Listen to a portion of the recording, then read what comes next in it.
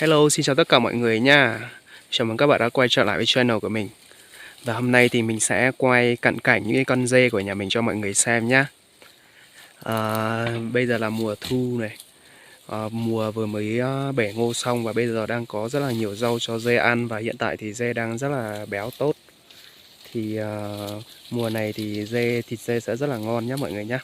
Cả nhà ai mà có nhu cầu thưởng thức món thịt dê đặc sản Tây Bắc của nhà mình ấy thì cứ inbox hoặc là liên hệ trực tiếp với mình nhé.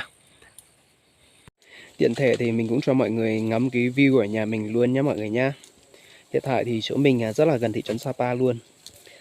Bây giờ thì có đường tắt rồi nhưng mà là đường đất thôi. Nếu mà mấy nữa có đường xây thì đường vào chỗ trung tâm thị trấn sẽ rất là gần, chỉ mất tầm khoảng chắc là 10 phút thôi nhé mọi người nhé. View ở đây thì khỏi phải chê luôn mọi người ạ.